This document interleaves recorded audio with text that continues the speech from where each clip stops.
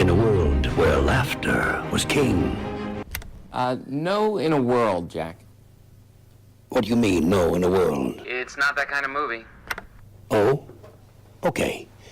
In a land that... No in a land either. In a time... Nah, I don't think so. In a land before time. It's about a comedian, Jack. This is 101 to understanding how to use a camera.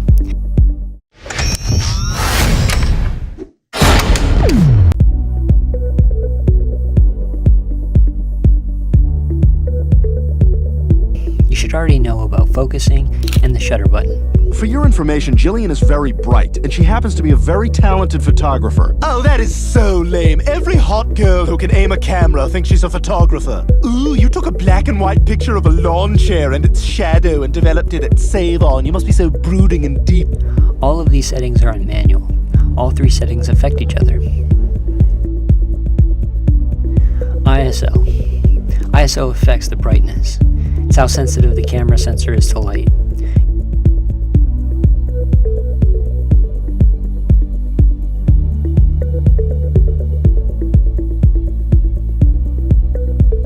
You should always keep the ISO lower because the higher the ISO, the more digital noise will show up, making it look awful. FPS. It's not first-person shooter in this case. Counter-terrorists win. It's frames per second. This is how many times the shutter will open and close in a second.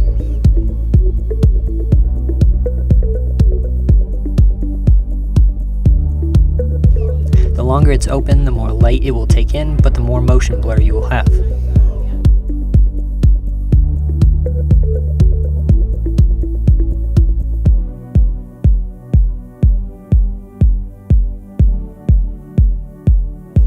F-stop is how much the iris on a lens is open and how much light it's letting in.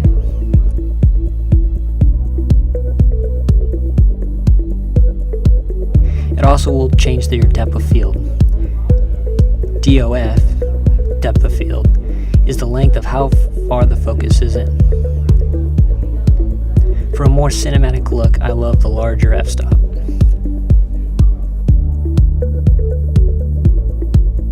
A colder look is for more of a low point in the film, as it's in these movies, but it doesn't always mean that.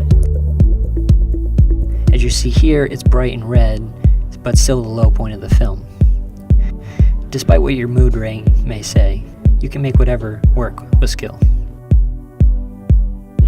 Color grading can also change scenes to match the feeling in them in the same place or at the same time of day.